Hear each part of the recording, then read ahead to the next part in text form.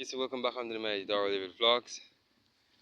Here I'm into the grazing garden of my sheeps, and the process that I was actually speaking about, I can say it's been a very good process with the grazing of the animal by using this method. So it's something that I've think about. I don't know if it's were a method of the past that I may not have known the name of. Okay, so it's been a full week since I have had those animals here, and I'm seeing a difference within the grazing of the animals. And I'm using this stick.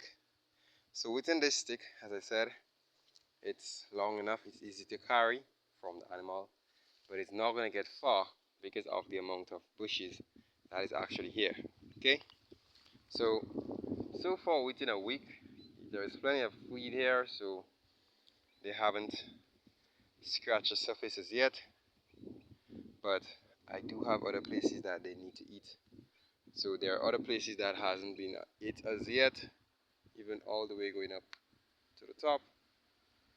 So this strategy, I can say, is a very good strategy, and it has the animal feel all through the day.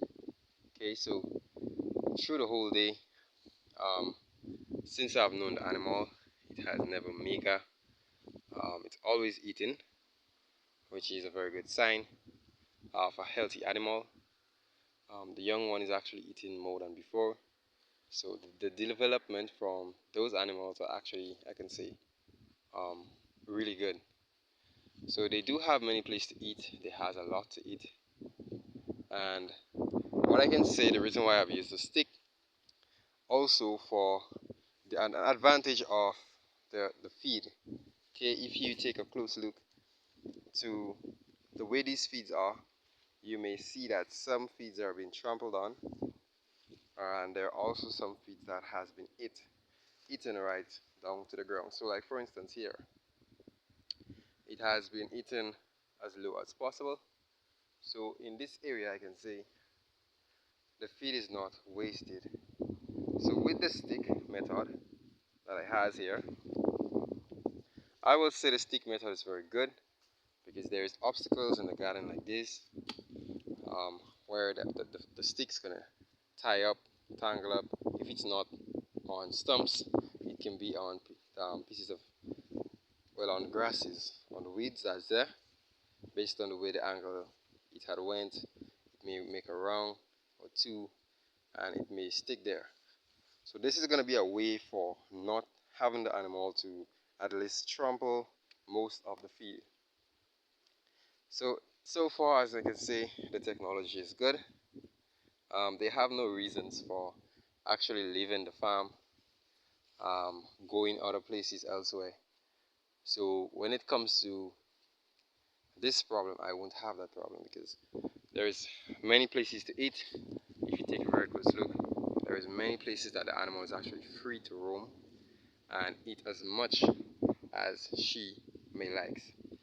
So with this process, what I'm gonna do, I'm just gonna leave that right there, so she can have some time to eat at least from this area, goes all the way so until she has been stocked. Okay, it was an area that I were about to use for my goats, seeing that goats love the hill kind of a thing. But on the other hand, I can see the goats eat really fast. So I do have a better piece of garden for the goats.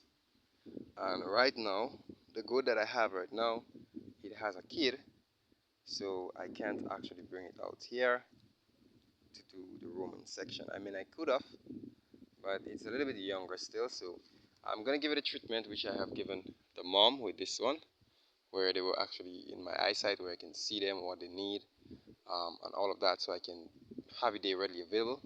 So I'm gonna giving them the same, the same treatment. That as the young ones start getting stronger, a little bit more developed, then I do have another piece of garden which is already in full, how I can say, it's like the feet are maybe even more than this. So I was even thinking of putting the cows there, but I'm not sure of this method of putting the cows up there, because when the rain falls, if you take a very close look here, you can see where the hoof has been making some plows. So besides this, it's a very good way of farming, and the reason why I'm going to be using the whole garden for grazing farming is because I want the sheep dung, or the feces, as how you can call it, as you can see here, to start entering the soil. So in the future, if something happened and I will have to use the land for agriculture purposes, then the land is already fertilized naturally. So this is a very good way that I've seen that can improve the soil. And also, my first test run is, if you take a closely look again, you're gonna see some yam ropes. Okay, so there is some yam ropes that is actually into the garden that I had planted. So I have planted at least it could be over 500 to maybe 500 and up. I'm not sure of the count, but it's maybe at least 500 heads of yams. They are all through the bush. There are some places I can actually see them through the vines.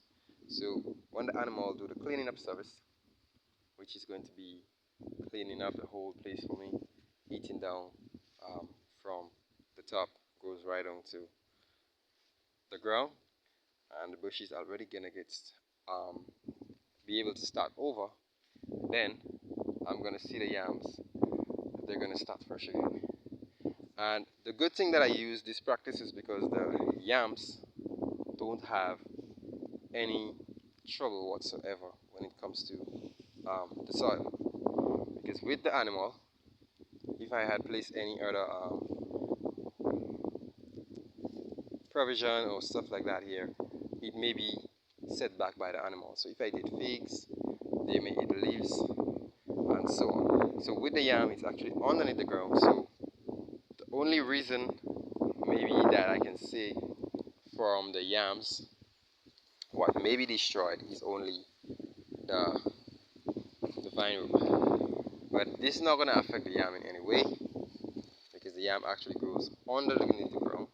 And also the fertilizing that has been fertilized, it's good fertilizing, even though we do have some serious severe rainfalls within our space of time.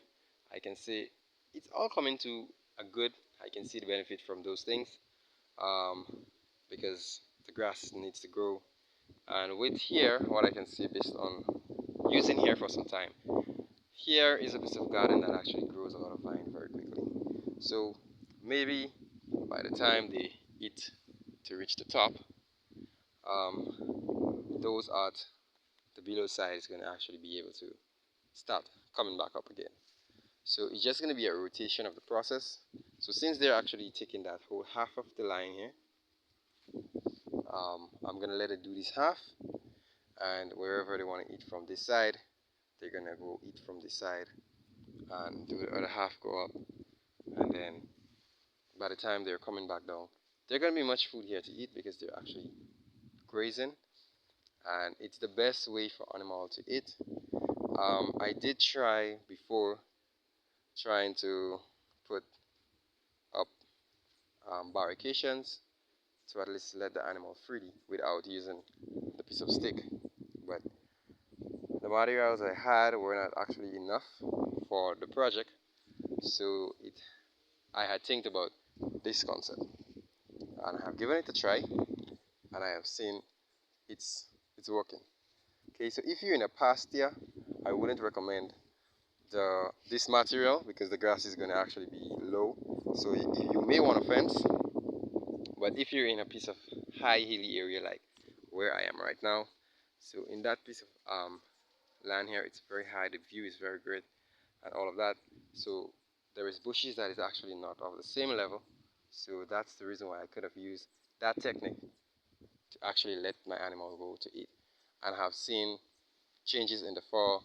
Have seen um, a lot of different changes from her ever since she has been let go, and she's freely eating, I can say, at liberty.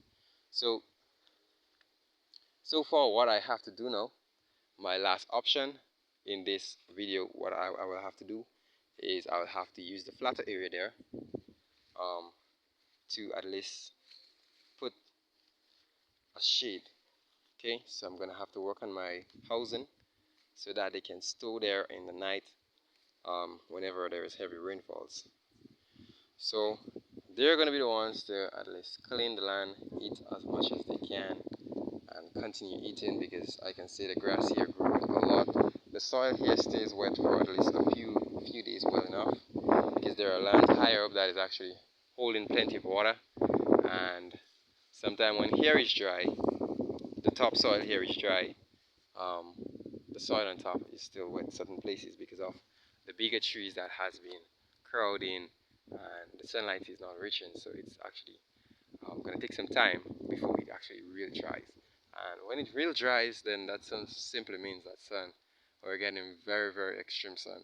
So for now, it's a high piece of hill, it's a high piece of slope, but for the animals, I can see they're doing pretty fine. I will just have to start bringing in some water for them so they can actually use in their spare time. But the way I'm going to be